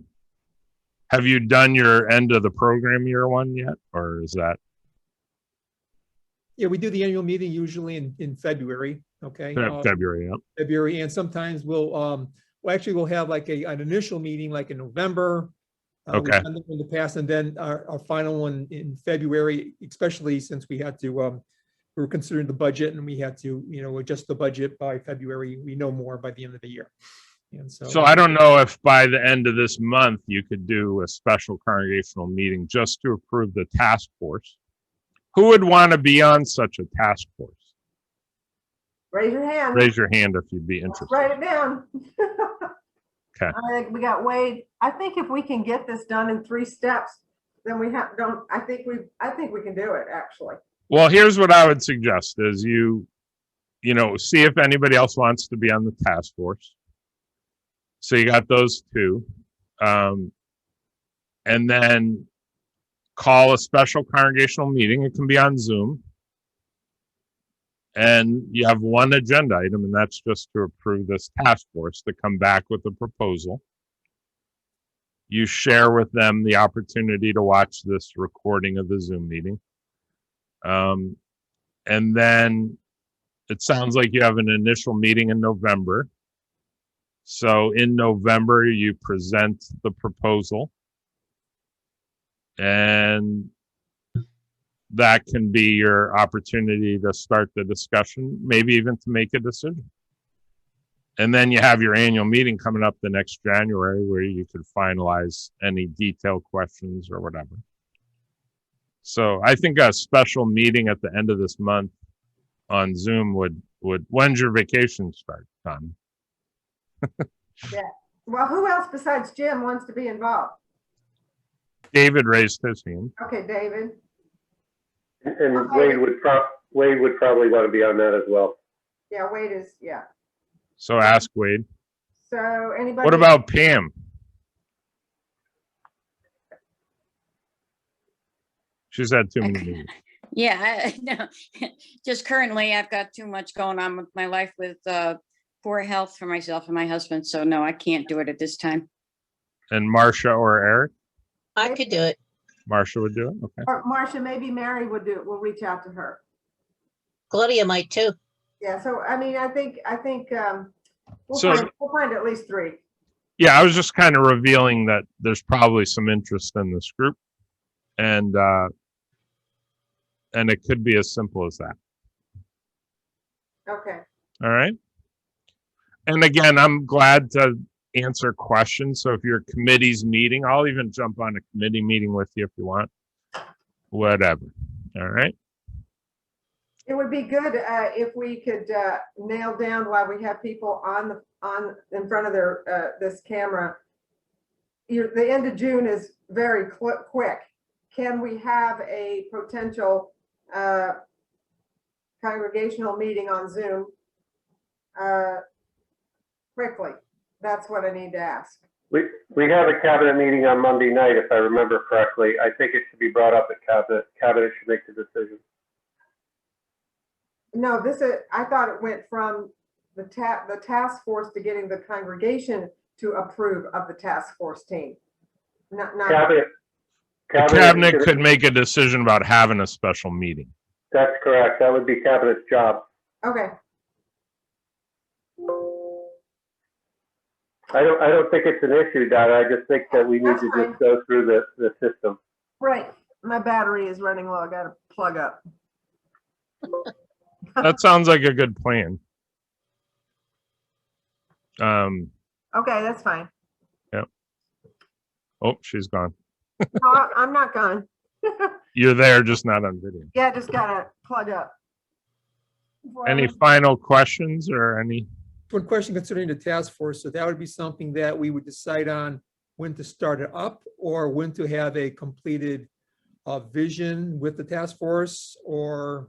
So I would present a motion to the congregation that says, David, just who's going to be on it. And the task is to present a downsized, centralized church governance, what it would look like, what positions would be on it, and come back and make that presentation. You might also, have to vote to suspend a certain portion of your bylaws. So the question would be, what do we need to do to stay legal and in compliance and all that stuff? And I also think we're going to set up a timeline because, again, as we all know, time flies when we're having fun. So you set up a timeline, you set your goals up, and I think without a doubt it can be done for November if we decide we're going to do a November full congregational meeting. I think that board could bring that to them. I think this other congregational meeting could happen with, we usually, within our bylaws, you got to have 30 days to have this. So I would think at cabinet, we could discuss it. We could set a time frame on the date of putting this together. I don't think it's a problem. Yeah. So even if your goal is to have it done by September, say, you have a meeting at the beginning of September to follow up on your approval of your meeting in July or whenever you're going to approve the task force, or June, whenever you get that set. Yeah. But it's not a ton of work. It's just saying who's going to oversee what, and there's certain things that get done at your church that are going to keep getting done by the same people, but you might want to just figure out who connects with which position instead of which board,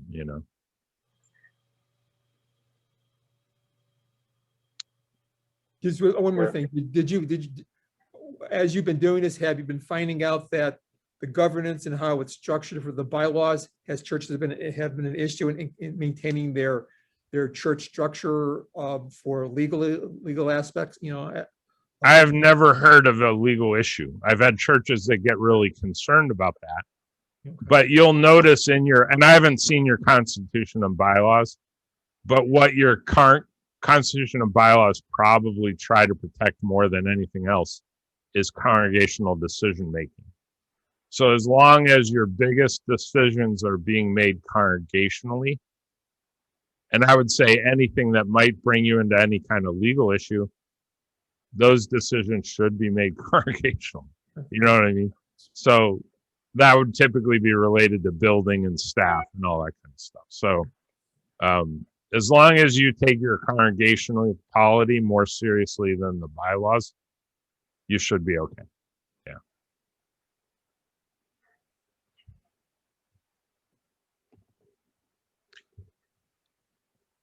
Hey, I've really enjoyed being with you today.